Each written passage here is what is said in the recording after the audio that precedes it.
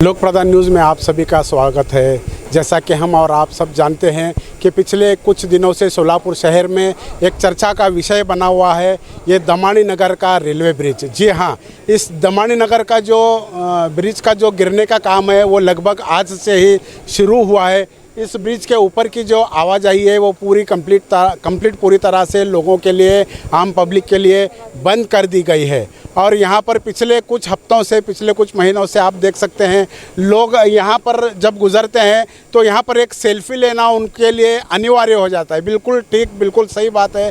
वो इसलिए कि इस पुल के साथ उन लोगों की जो पुरानी यादें हैं वो जुड़ी हुई हैं। इस पुल ने बहुत सारे बारिशें, बहुत सारे धूपकाले, बहुत सारे ठंडकाले इस पुल ने सही है और देखी हैं। और इस पुल की हम बात की जाए तो इस पुल से और यहाँ के जो आसपास के जो रहने वाले जो लोग हैं, जो आम पब्लिक है, उनसे एक बहुत पुराना और गहरा रिश्ता है। जी हाँ, ये पुल एक ज़माने में ऐसा हुआ करता था कि यहाँ पर एक बहुत ही मशहूर एक मिल थी जिसको हम लक्ष्मी विष्णु मिल के नाम से जानते हैं। ये कपड़े की एक मिल थी।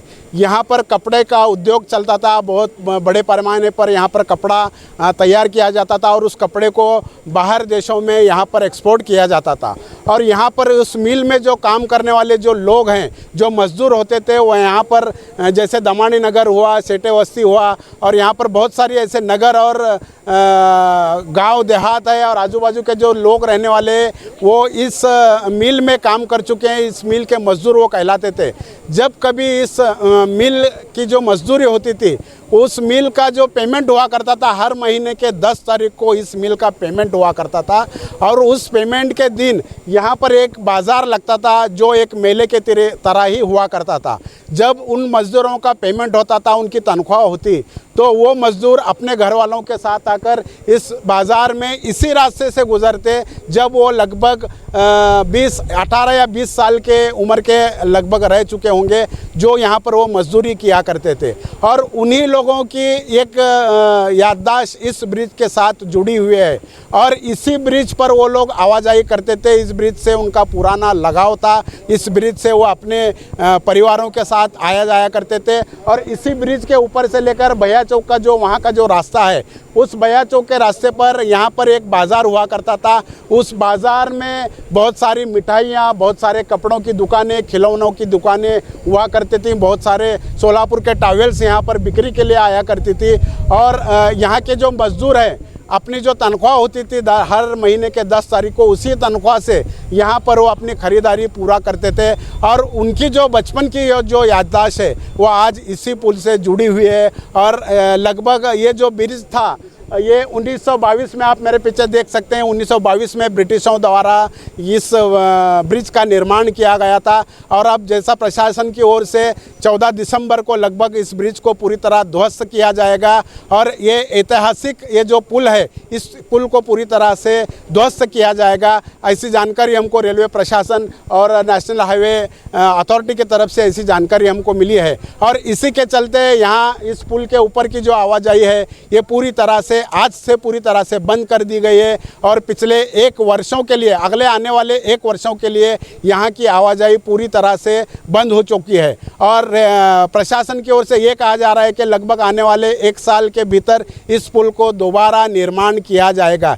किसी भी पुराने पुल को ध्वस्त कर निर्माण करना ये बहुत ही अच्छी बात है, लेकिन यहाँ की जो पब्लिक है, जो आम तौर पर जो आने जाने वाले जो लोग हैं, उनको किन कठिनाइयों का सामना करना पड़ सकता है, इसके बारे में भी थोड़ा हम विस्तारित आपको बताएंगे। यहाँ पर जो मरियाई चौक से तो भैया चौक की ओर जो रास्ता जाता है, यहाँ जो कनेक्टिविटी है भैया चौक और मरियाई चौक के बीच में, यही एक मुख्य रास्ता है जो यहाँ शहर को जोड़ता है। और लगभग 3 से 4 लाख की जो आबादी है बताया जाता है। यहाँ से जो मंगलवेढ़ा रोड भी यहाँ से जाता है। मंगलवेढ़ा से जो आने वाले जो लोग हैं, अगर उनको सोलापुर के सिटी में अगर जाना हो, एसटी स्टैंड में अगर जाना हो, तो एसटी स्टैंड में जाने के लिए उनको लगभग इस मरियाई चौक से भैया चौक को आने के लिए कम से कम 5 मिनट का रास्ता इनको तय करना पड़ता था। लेकिन अब इस पुल के ध्वस्त होने के बाद अगर इनको एसटी स्टैंड या भैया चौक अगर आना है तो आपको केगांव का जो नया जो बाईपास हुआ है वहाँ से आपको गुजरना होगा, या फिर मरियाई चौक में जो नागोबा मंदिर है, नागोबा मंदिर से होते हुए रामवाड़ी पुलिस चौकी से आगे जो है रामवाड़ी हॉस्पिटल है, उसके बाद में रामवाड़ी गोडाउन है, ग्रीन गोडाउन जिसको कहा जाता है, उसके बाद में रेलवे का और एक अंडर ब्रिज बाईपास रोड है। यहाँ से आप निकल कर मोदी पुलिस चौकी से होते हुए कुमार चौक फॉरेस्ट से होते हुए आप स्टेशन पहुंच सकते हैं। अगर आपको बीजापुर रोड अगर पहुंचने की बात की जाए तो इस अंडरपास ब्रिज से आप मोदी का जिसको हम मोदी ब्रिज कहा जाता है, मोदी ब्रिज से निकलकर बाएं जानिब अगर आप जाएंगे तो वहां पर जगजीवन राम झोपड़पट्टी है, पत्रकार भवन है, वहां से आप ब्रिज से बीजापुर रोड यहाँ पर आप निकल सकते हैं। और इस बीच लोगों को भारी दिक्कतों का और परेशानियों का सामना करना पड़ सकता है। और यहाँ पर आप देखेंगे कई वर्षों से इस पुल ने अपने आप में एक रख रखाव इस पुल ने झेले हैं। कितने ही बारिश है, कितने ही ठंडी, कितनी ही गर्मी इस पुल ने सही है। और हर उस पुरानी चीज़ को ध्वस्त करना ये प्रशासन की जिम्मेदारी है।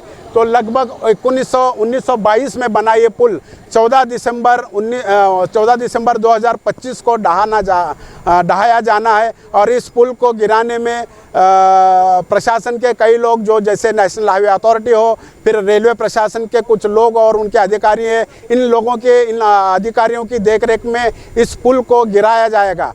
और जहाँ तक इस पुल की बात की जाए तो यहाँ पर जो आम लोग हैं ये कुछ सेल्फी लेने के लिए यहाँ पर रुके हुए हैं। कुछ लोग सेल्फी ले रहे हैं इसलिए कि आइंदा फिर कभी इस पुल पर से, इस पुराने पुल पर से गुजरने का उनको मौका नहीं मिलेगा। लेकिन आने वाले कुछ ही एक वर्ष में इस पुल का नया जो निर्माण होगा, इस नए पुल के निर्माण के वक्त यहाँ की आवाजाही फिर से शुरू हो सकती है। मेरे सहकारी मित्र अकबर बागवान के साथ मैं जहूर सैयद, लोक प्रधान न्यूज़, सोलापुर।